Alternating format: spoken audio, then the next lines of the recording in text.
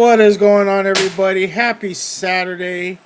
I am here with my main man, Josh, and we are the Stepback, where we talk some basketball and give our thoughts and opinions on what's going on in the world of the NBA. Josh, how you doing, sir? I know you and me are both happy because both our teams made it to the second round, so I see that smile on your face. But how you doing, Yes, sir? I'm doing pretty good. I'm pretty happy. Especially with the East, the fact that my team is the only team that does not need a game seven, so I will absolutely appreciate that. But it's good. Also, we have three game sevens, and game sevens are always fun. We hope to time this one up at halftime. We were a little off, but hopefully you'll join us. Thank you for joining us now, and if not, now hopefully you'll see this on the replay or come in during the halftime of the Sixers versus the Celtics. Yep, and currently right now, 76ers are leading the Celtics 50 to 45 in the second quarter. uh, uh, Jason Tatum not playing in this game because of his leg, so that is very important. But we'll see what happens the rest of the game. Yeah, game sevens. We could have had some possible game sevens. I actually want to get your thoughts on being cursed by Danhausen, Stephen A. Smith. After he cursed Stephen A. Smith, the Knicks lost two games in a row and were down. Did you know that someone actually cameoed Danhausen and asked him to undo the curse? And after that happened, the Knicks destroyed the Hawks. So I'm just throwing it out there. Believe in the curse. I don't know if you know that or if you watch wrestling, I, Josh. I, I did not know that. Yeah. So he went on First Take. He cursed Stephen A. Smith, and right after that, y'all lost two games in a row. And then a fan sent, because have you seen Cameo? Where Yes, they, yeah, yes. yeah. So they cameoed down and said, please take the curse off the Knicks. And so he took it off, and you guys destroyed the Hawks after that. So that's pretty funny. But let's get your thoughts on that series for coming from as a Knicks fan. What were your thoughts overall with the series, and what are you looking forward to moving forward? Absolutely. I mean, Atlanta was going to be no easy feat. I knew that going into it. It's a well-made team. CJ McCollum is very underrated as proven in this series where he was really good. And he's had some great playoff performances in Portland as well. People forget that because it was a while ago and he was in New Orleans. And New Orleans was not great. But I kind of knew that I always had a feeling that the Knicks were going to pull this out. Even when it was getting a little nervous, I was like, we should beat this team. And if we didn't, it would have been a complete disaster. However, being able to put such an win that was so dominant that last game is like, okay, we're back. We're good. It's okay. Start off a little rocky, but like this is the team we're supposed to be and we're hopefully peaking at the right time. Yeah, for sure. Yeah, I agree with you. It got a little dicey, but you guys were able to ride the ship and take it in 6 games. And that last game was absolutely demolishing the Hawks. I mean, to the point that your starting five was a plus, the lowest was a plus 35. Everybody was plus 40 in the lineup. So that must have felt good. You move on now to face, you don't know yet because we got game sevens. So I'm assuming you guys are the second seed, right? We are the three seed. First seed. If we play Boston, we don't have home court. If we play Philly, we do, which is a big difference, and that's probably why I slightly lean towards Philly. However, Philly is scary. Like I will give myself a little pat on the back for this. When we were previewing the first round, I did say Philly and Orlando might give Detroit and Boston some problems. And right now, both have forced the game seven for both Detroit and Boston.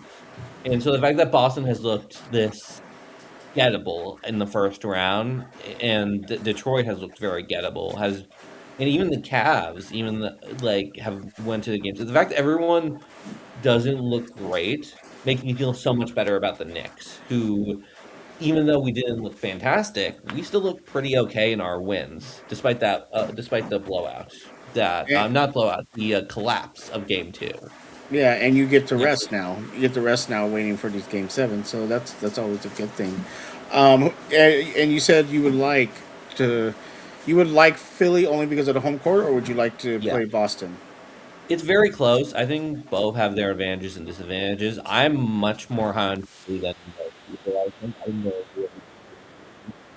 But I think the home court trumps it a little. And there is a thing with Boston where it's like if they just start hitting their threes, they're one of the hardest teams to beat.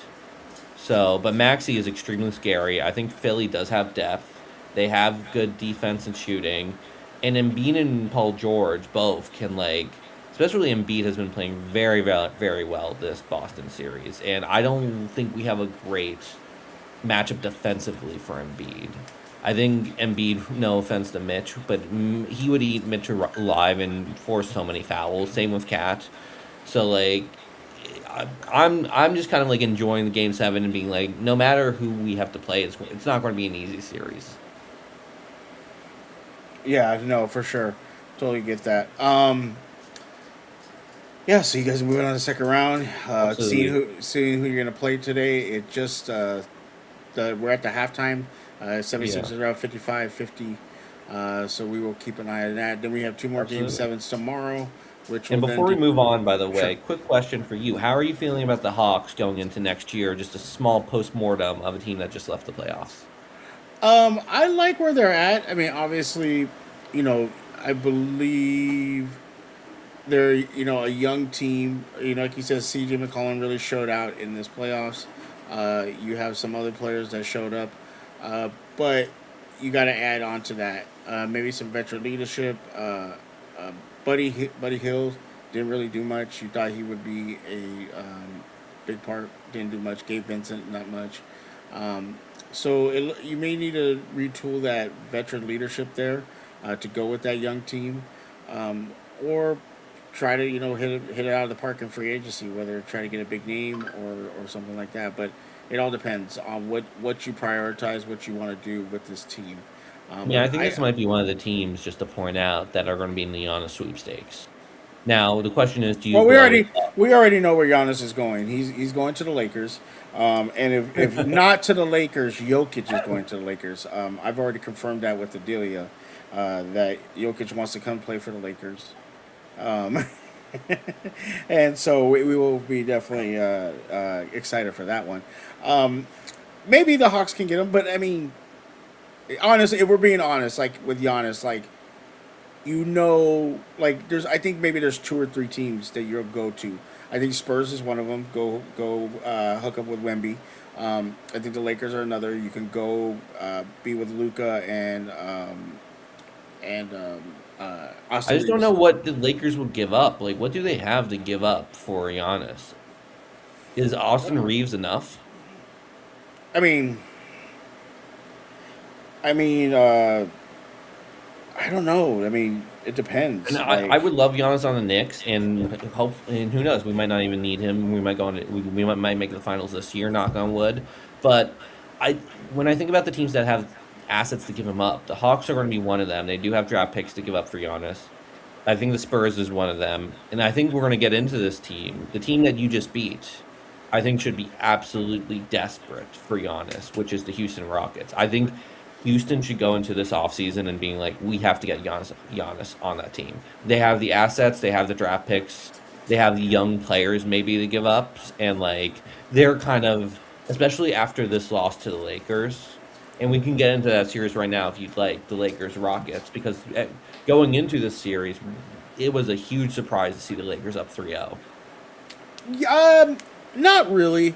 I think if they had a fully healthy Kevin Durant, the series is way different, and you can only play who's in front with you, play who's in front of you.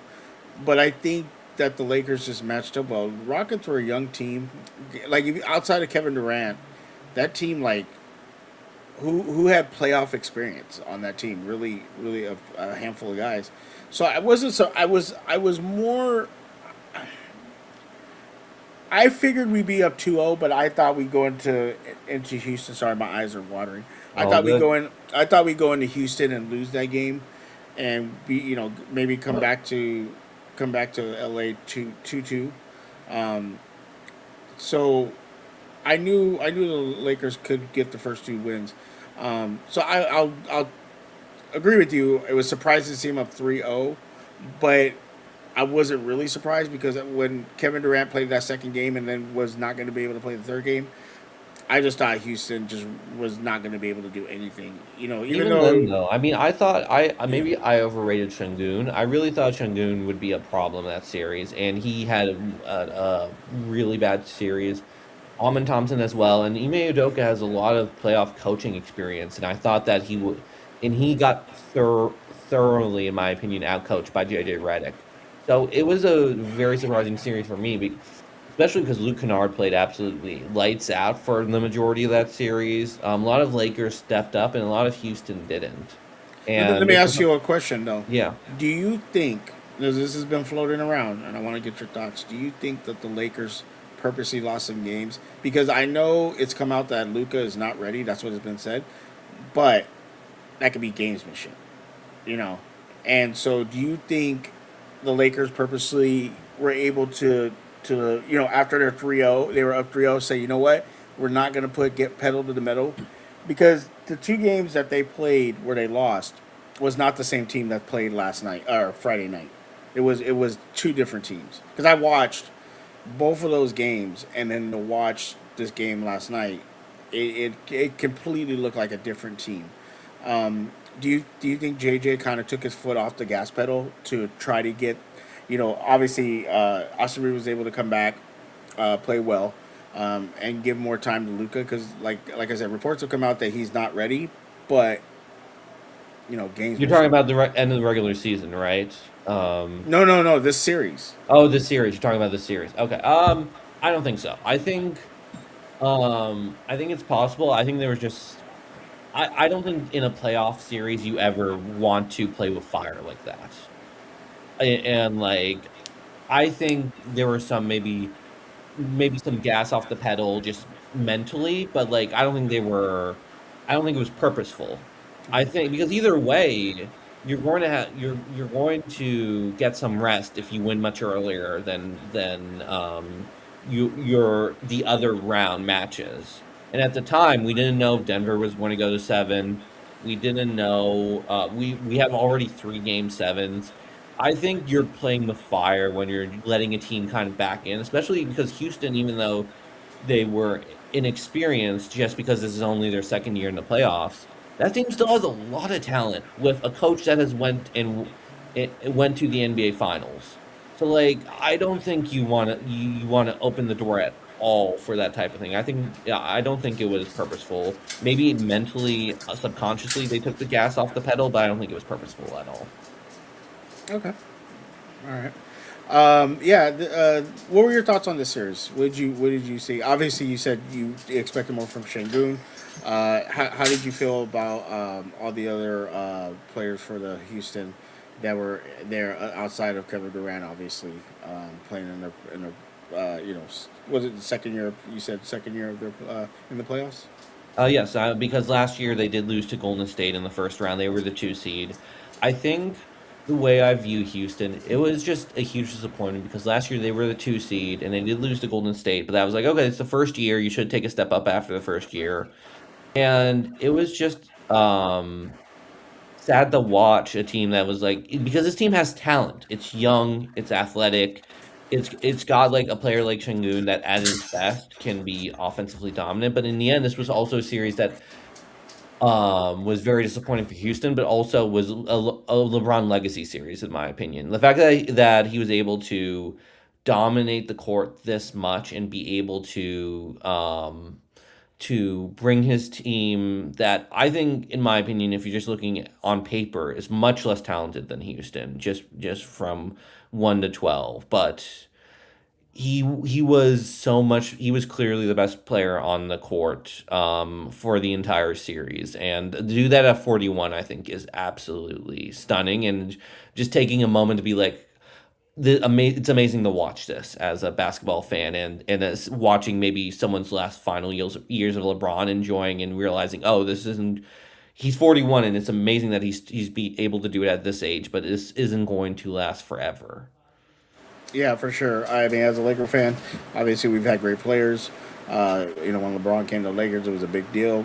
I appreciate him a little bit more especially after this series, because you're right. It is very impressive to be 41 years old, being able to dominate like that, play efficiency too, and not just jacking up shots, but the assists, the rebounds, the scoring, as well as being that emotional piece for your team, and bringing guys along. Like you said, Luke Kennard wasn't really known like this, and he had first two games were amazing. Kind of regressed throughout the series, so that's a little frustrating. But other guys stepped up. He was able to bring guys along and really have them show up for this series. So it's very impressive and very. We need to appreciate LeBron for what he's done for the NBA and how he's gone about his career. So I think that's one of the things. I think Laker fans are starting to realize that now. Um, Mhm. I will say that this also kind of just showed to me how good of a coach JJ Redick is. Like you said, that team, like maybe across the board, Houston's more talented, but like you said, JJ Redick just outcoached Adoka, and absolutely was just pushing all the right buttons. I get what you're saying that maybe you don't play with that fire. I just really feel that not saying that he purposely lost, but he wasn't. I think it just again Friday night's game compared to the two losses prior when they were up 3-0, the team just looked different. Um, so I don't maybe just taking the foot off the gas pedal, maybe not uh, you know really laying into the guys, and then Friday came and he laid into them, and they just showed up and absolutely dominated Absolutely, the because game. if the Lakers blew the series up 3-0, it would have been an absolute disaster in every sense of the word for both LeBron and JJ, but especially JJ, who was coming off last year, who the Lakers were a 3 seed and lost in the first round, and it was an extremely disappointing series, especially from JJ. And also JJ as a playoff performer, as a player, has a lot of disappointing series. So it's one of those things where good to get the monkey off the back and get the first win as a playoff coach, as a coach that is to win the series. So I completely agree about JJ. And with that, I do have a question for you. How Sure. are you feeling going into the series with the Thunder? How are you feeling about the Lakers' chances? I mean, if we had Luca, I'd be a little bit more happy. This series, if anything, JJ could make this series a legacy series because to me, as good as OKC is, the engine that makes that team run is SGA. You're gonna have to assign one. Maybe Marcus Smart, maybe I forgot his name, but Vander. He's playing off the bench. Can't think of his name right now. Mhm. But you need to put somebody on SGA and really try to slow him down, and then kind of work uh, inside out. So really, take away, try to get Chet under control, or at least make him work hard, and really just try to get SGA frustrated. I think the foul situation that a lot of people are calling SGA out about might come into play this series because there's been a lot of discourse about how he goes about getting fouls and people being very upset. So obviously the NBA is going to look into that. Refs are going to be conscious of that. Maybe JJ as a coach has his players playing into that to try to get some kind of edge. Um, can they win the series? Maybe. If LeBron keeps playing the way he does, if guys show up the way they did, maybe. But it's going to be a tough hill to climb. I expect, hopefully, the Lakers to get 2 wins, um, and this be a 6 game series. Um, would I be surprised if they were up, a game? Maybe. Uh, it just all depends. Like what the problem is if this was a Thunder team that hadn't won a championship, I'd be more like, no, the Lakers have a good chance. Thunder won a championship. They're playoff veterans. They know how to get there. They know how to play in the playoffs. It's going to be tough. So I don't expect the Lakers to win this series, but Hopefully they can make it competitive. Hopefully they can steal a game, something, or JJ just coaches his ass off and somehow is able to shut down SGA and really make it tough for him. So we'll see. Without Luca, I would be flabbergasted if the Lakers win the series, in my opinion. And if the Lakers do win the series, this will be, in my opinion, as important to LeBron's legacy as a title. And I know that sounds crazy, but to be able to beat the Thunder team that is so unbelievably stacked, who also, in my opinion, currently has the best player in the world at the moment.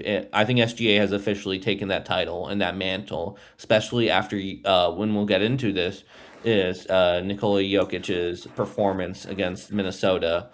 And he didn't even play bad, but I think at the moment, SGA is the best basketball player, and he has that title until someone strips it from him. So, and not only that, he's also on maybe one of the most deep best teams, one of the clear one seeds. The Lakers are now have a huge mountain to climb, and I hope they do it. But and I think again, if LeBron beats this without Luca, this OKC team, I think legacy wise, that's almost like a half a title almost. That would be this would be an absolutely insane playoff run and an insane series to get. Yeah, if he beats him without Luca, yes. If Luca comes back and they're able to do it together, it'll still be insane. But Yeah. if Luca does it by himself, I mean, sorry, if LeBron does it by himself with a bunch of can of tomatoes, um, but I think he is going to need help. I think if Marcus Smart can play out of his mind. Marcus Smart played really good against Houston. Luke Kennard played really well. Um, if they can get that kind of production, I think. Rory Hachimura also played really well as well. Yeah, He might Rory be played. one. He I might be think one of A- the most important players I think in this matchup. I think Aiden is going to be important because I think it was hard for him because he had to play against Shagun, Thompson, all these guys. Where I think he'll have a little bit more freedom, but he has to show up more on the defense. It's not going to be about scoring for him. It's going to be defensively and setting that tone. So I think he's 100%. one. I think he's an important person in this matchup. But if I'm being realistic, I think Thunder take it in 6. To be honest with you, if I'm And being realistic. as Houston, when you lose to this Lakers team without Luca, without Austin Reeves for the majority of the series, and also lose by going down 3-0, where do you go from here, in my opinion? In my opinion, they have to be the Giannis team. Like, they have to be the team that's, in my opinion, the most desperate to get Giannis. Yeah. What do you think about that? Well, I mean, you gotta look what lost you this series. Kevin Durant not playing, not having like you have a bunch of good players, but you don't have that guy. Like even in that second game when Durant was able to play, like he was that guy, but the Lakers were able to take guys out of the game, and so you have to have a guy that's going to not only uh, command the other team's attention, but also to open it up for their teammates. Like I think Kevin Durant played well in that game, but like nobody else was doing anything. And then once they shut him down, everybody else just did the same. Um, and I think that right there tells you, okay, we either move on from Kevin Durant or try to pair him with somebody else. I think you're right. Go in on Giannis, but if you don't get Giannis, else can you go in on? Well, You're not gonna here's be the able. thing I'll quickly say about that Mm, as well. Maybe even more important is than Giannis. Like this also has made me raise my Fred VanVleet stock so much from having losing him for the entire season and having it feel like a much different team. Even if they don't get Giannis, they need a point guard. They need like a pure point guard who can distribute and run the offense. And Reed, they were hoping Reed Shepard can do a little of that, and he just hasn't. He's more of a shooter than he is a distributor. Especially also he's a younger player, so he's maybe not ready for that role yet. But they need at least a pure point guard that can run the offense. yeah, for sure. I agree with you there. Um, Looking at, well, we only have one series set right now, which is Timberwolves Spurs. How you feeling about that series for the second round? Sorry. I think it's going to be interesting because it depends on how healthy Ant is. Like I think that Timberwolves team, I think Finch deserves a ton of credit That team has a lot of heart and a lot of like players that I kind of respect in the playoff moments, and they really have Denver's number. However, I think it's going to be tough to pick against Wemby in the specific series if Ant is not playing. And If Ant, Dinja Chenyo tore his ACL, or yes, no, sorry, his Achilles. yes. So he won't be playing. So that's a big piece they lost too as well.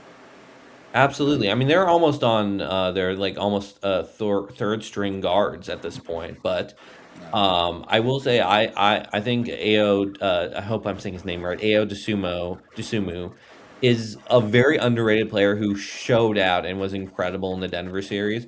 I think they have a lot of players stepping up, and that was a Rudy Gobert. Um, if Rudy Gobert is able to be on this Timberwolves team and eliminate Joker and Wemby back to back, and of course it's not just him, but if he's able to defensively take on both those assignments, like that's almost like okay, that seals your Hall of Fame status type of playoff run type of thing, especially after two Defensive Player of the Years. I've heard some talk that like people joke that he's going to be the worst future Hall of Famer, but like.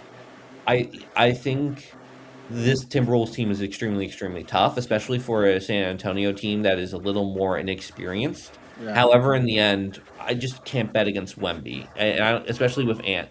If Ant was playing, if I knew for sure Ant was healthy, and even if he plays healthy, that is, because in that Denver series, even when he played, he didn't look 100% healthy.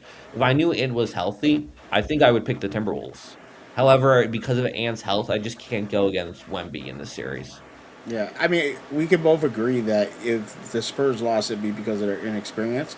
But we really can't see it happening without Ant. Like if Ant, like you said, if Ant was healthy or Ant was at least, giving it a go and was, effective, then yes, we would probably be on the Timberwolves side or maybe split down 50-50.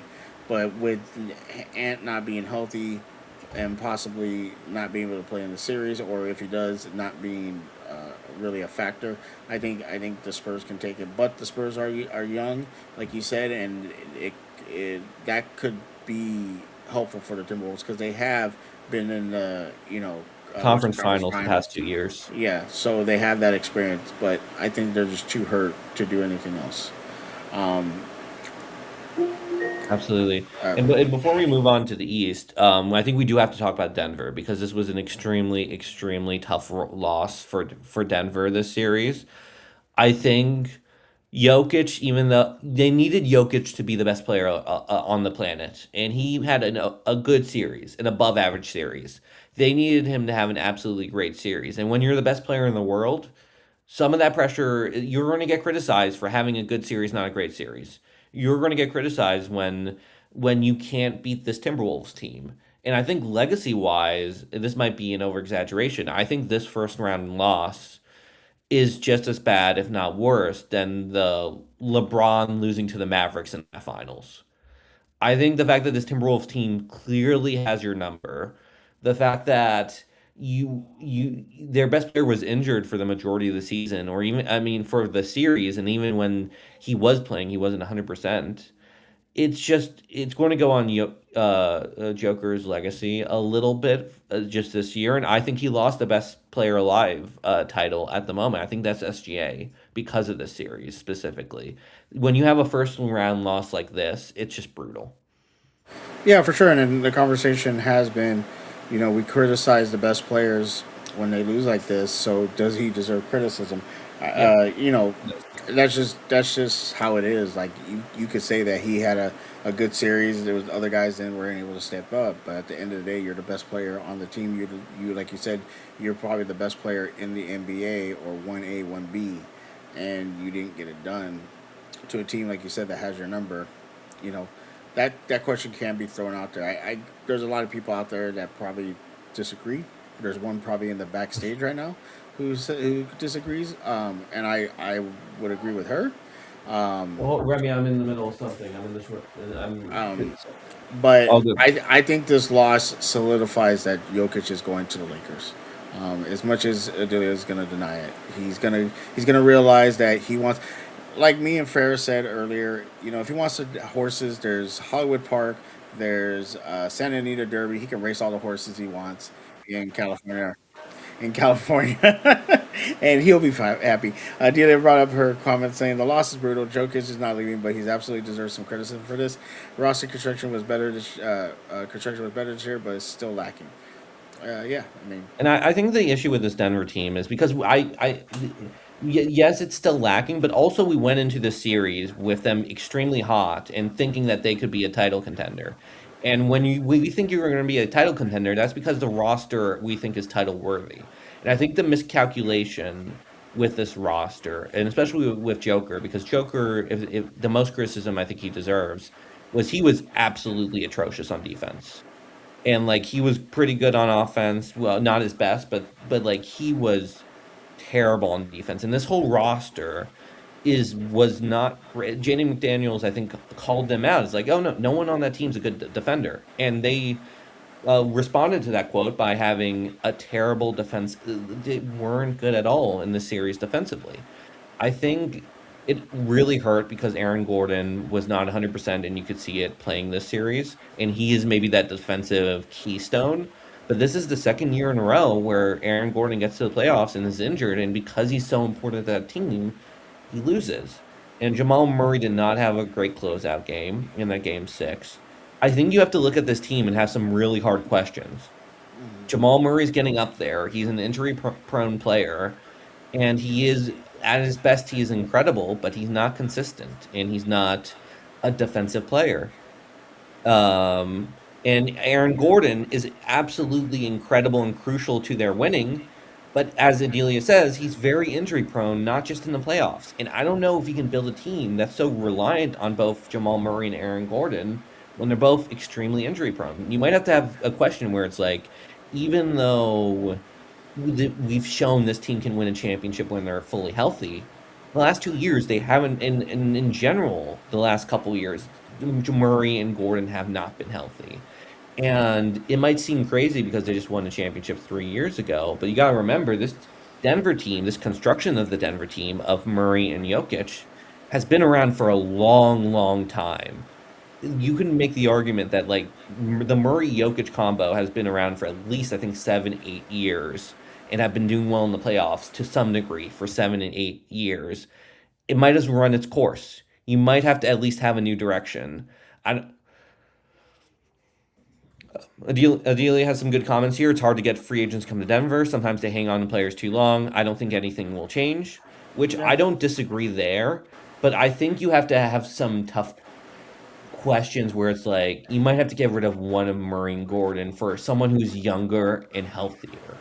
I don't know if they will, and they probably won't. They might say, and we also have to quickly say, the coach's job is not safe, especially after that series and that type of loss, even though it's his first year, full year. So they might just say, oh, if we just have a coaching change, it'll be fine. Oh, if we maybe add depth pieces, if we have the roster maybe more defensive minded, it'll be fine.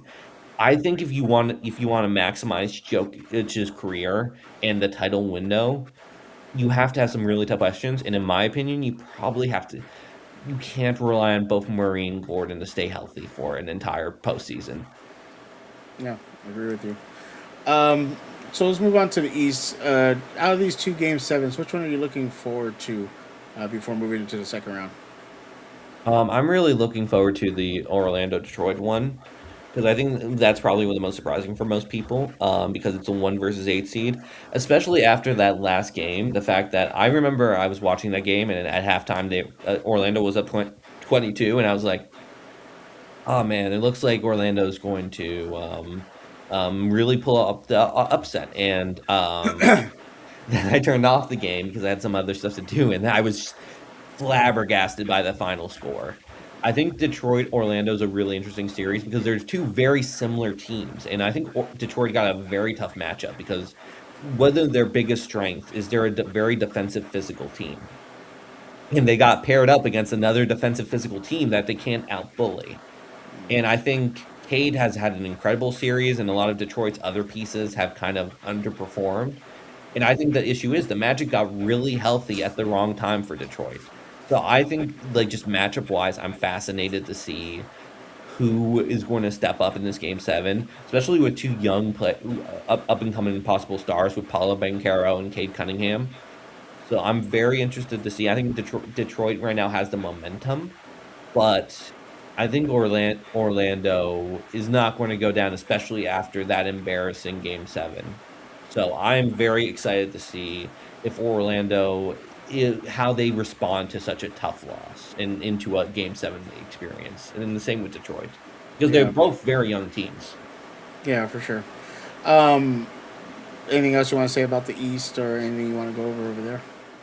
I mean, I'll just quickly say that, like, as a Knicks fan, it's like I feel pretty good because what's interesting about the East is like obviously in the West you have the better teams of OKC and San Antonio on paper, and both of them, like the top. We said this at the beginning of the year. The top of the West is the best teams in the NBA. But the East is more deep in a way. Like the bottom of the East is much better in my opinion than the bottom of the West. Like Orlando's a much better eight seed than Phoenix was. Oh, for sure. And the same with the Sixers being a much better seventh seed than Portland was. And Portland was a good story, but like I think like everyone in the East is much on a much more even playing field. And that means anything can happen in the East versus the West. We kind of feel like it's going to be OKC and San Antonio.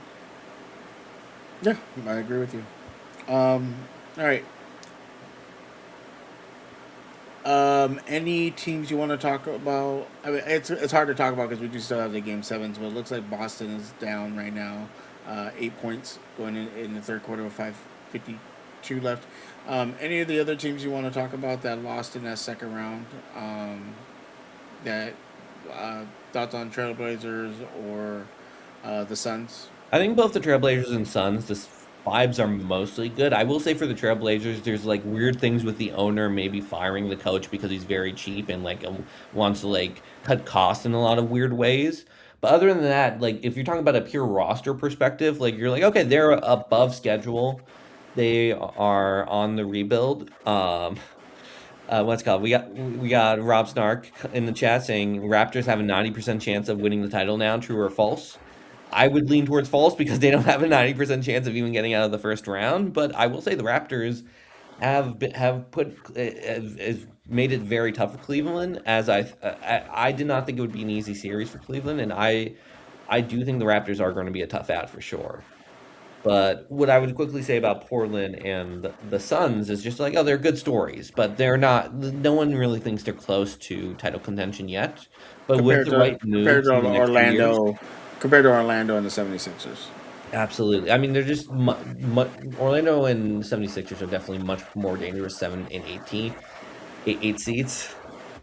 But what I'll quickly say about Boston, if Boston does lose a series because they're down right now as we're watching this game, Boston might have to have some tough questions about how they play because they are so three-point reliant.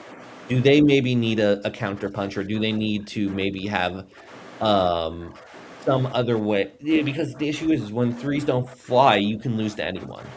Yeah, sure. If you're not hitting them, they definitely can affect you. Absolutely. Um, yeah, I agree with you. I do think that there's a lot of pressure on the Cavs. There's a lot of Huge pressure right amount. now on the Celtics right now. Like they got to come back, but they look like they're slowly falling apart. So we'll see. Especially, but I do give them some grace because we didn't think they'd be this good with Tatum coming back. So I'll give them Absolutely. a little bit of grace.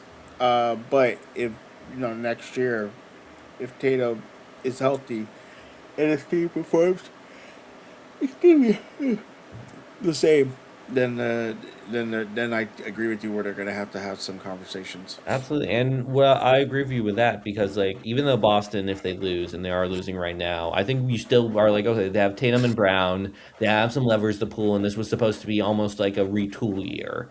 So maybe you can go in next year with certain all-in moves. Cleveland has to win against Toronto. Cleveland has to win against Toronto. Cleveland loses against Toronto.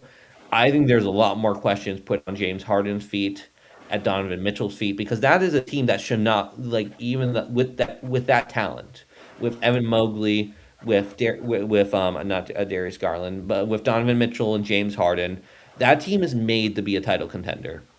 Toronto isn't. So even if they lose, you feel good that like, oh, they might be a move away. Maybe they can get in the Giannis sweepstakes because they actually have a lot to offer for Giannis.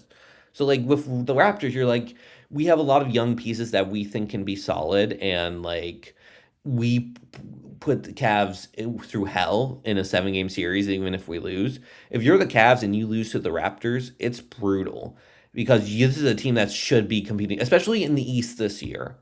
In the East this year, the Cavs have absolutely no excuses to it to not be at least in the Eastern Conference Finals. With the Pistons struggling against the Magic, and also in an East that you're not afraid of anyone. And I love the Knicks, but the Cavs are not afraid of the Knicks. So the Cavs real like if you're talking about a team, which team has the most pressure in Game 7, it's the Cavs, and it's not close in my opinion. Look at that aspiring talk from you. Just made me so emotional right now.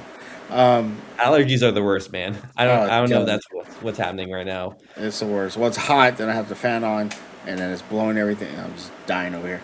All right, let's do our starting five, which is going to be top five teams that need a top two pick from the draft lottery. Yes. Um, The reason why I think the starting five is interesting is the lottery's coming up, and we might not talk by the time it's over. And I think it's important to look at these teams as well because the two big plot prizes of this draft is going to be AJ DeBonza and Darren Daryl. I forgot. Sorry, I'm blanking on his first name, but Peterson from Kansas. And I think there's going to be a drop off after those two players, in my opinion. I know a lot of people put Boozer in that top three. I don't. I think it's DeBonza and Peterson and then Boozer is like the next tier down. So, and I think those two will also be huge game changers for whoever drafts them. So, going into my top five, I'll start with my number five, and I assume this team will be in your list because they have the number one overall odds to get a top two pick, which is the Washington Wizards. I only put them at five because I think they have Trey Young, they have Anthony Davis. Even if they don't get a top two pick, they still have enough where you can make the argument that they can kind of turn around and maybe compete next year if you build around Trey Young and AD. But I think just for as a franchise who has been so bad for so long and so unlucky when it comes to the lottery, just like morale wise, they kind of need a win here. yeah, I agree with you. I do also have them at number five as well. Like you said, they have the best odds. They have Anthony Davis, they have Trey Young, and a lot of young pieces, so they could definitely benefit from a top two pick. All right, who's your number four? My number four is gonna be the Grizzlies. Good. I didn't have them in my five, but they were my number six. Okay, Good choice. I have the Grizzlies. I mean, they gotta. I think the John Morant experiment's running out, so you gotta replace him with somebody. So if they're able to get a top two pick, they would, maybe be able to get rid of Morant, and see and do something with him. I don't think you pair him with whoever you bring in. I think you just scrap it all and start over. But we will see what happens. Absolutely. My number four is Miami. And they have terrible, terrible odds, but I just don't know how much longer they can be doing this thing of like being in the play in and having Bam and being above average but losing in the play in. And it's just like they need a change up badly. And like getting that game changing talent like a Debanza, in my opinion, would absolutely transform this franchise back into and a franchise that's very respected and has done it the right way or the right way. I don't know if like being in the play-in and just having no title hopes is the right way, but like doing what the NBA wants. And I'm not saying the NBA draft is rigged, but like it would be very nice to see a team like the Heat be rewarded for not doing what these tanking teams are doing. Yeah, for sure. My number three is actually Miami. So, so what about you for your number three? My number three, Sacramento.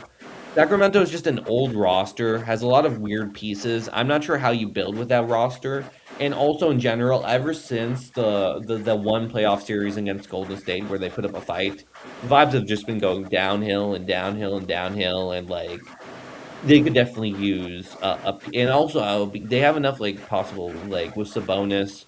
I think DeMar DeRozan's still there. They have pieces that can either be moved to a contending team and get younger, or even like having the Bonza on that team would be, I think, very interesting, and like you can maybe build something around that that can be at least competitive for in the play-in.